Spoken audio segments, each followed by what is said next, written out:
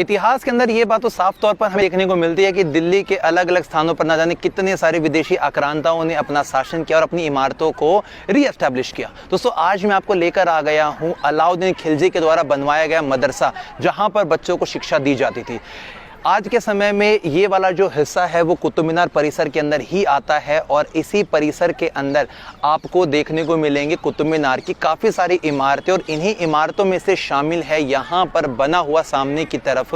अलाउद्दीन खिलजी का मदरसा। और यही वो कक्ष हैं जहाँ पर एक समय पहले बच्चों को तालीमी भाषाएँ उर्दू,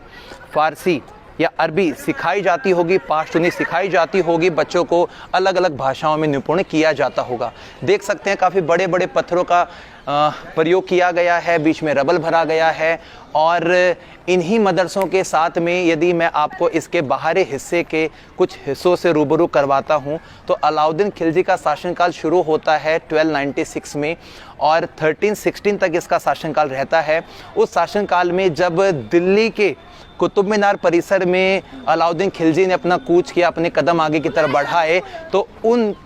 समय में उन्होंने इस मदरसे का निर्माण करवाया था। इस मदरसे के इस वाले हिस्से को देखेंगे तो सामने की तरफ एक दरवाज़ा है और काफ़ी ऊंचा दरवाज़ा है, प्लेन आर्च का इस्तेमाल किया गया है। सामने की तरफ ट्रू आर्च का यहाँ पर आपको इस्तेमाल देखने को मिल रहा है। और इसी के साथ में आप बस ये समझ सकते हैं कि इनमें जो पत्थरों को कट करने की जो टेक्नोलॉजी यूज़ की गई होगी वो कहाँ से इन्वेंट की गई होगी, क्योंकि आज के समय में तो हम पत्थरों को आसानी से मशीनों से कट कर सकते हैं, लेकिन इतने सैकड़ों वर्ष पहले पत्थरों को कट करने की जो टेक्निक थी वो बड़ी ही शानदार थी। अंदर के हिस्से तो आज काफ़ी ज़्यादा अंधकार के साथ में भरे हुए हैं, लेकिन उसके बावजूद भी 14वीं शताब्दी के उस इतिहास को जानने का मौका आज हमें मिल रहा है। और ये वो हिस्सा है जो कुतुब मीनार के कुतुल इस्लाम मस्जिद के बिल्कुल पिछले हिस्से में आपको देखने को मिलेगा। कुतुल इस्लाम मस्जिद के बाहरी दीवार का जो हिस्सा है वो भी आप देख सकते हैं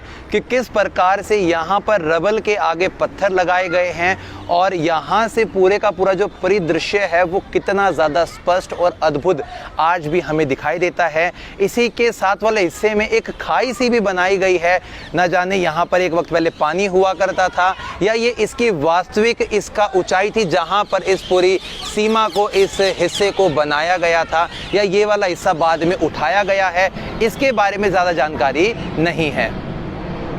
और दोस्तों यहाँ पर अब मैं आपको लेकर जाऊँगा इसके एक अगले हिस्से में, जहाँ पर हम देखेंगे अलाउद्दीन खिलजी के मकबरे को, जो आज कैसी अवस्था में, जिसको देखकर आप भी काफ़ी ज़्यादा अफसोस या फिर चिंता में हो जाएंगे।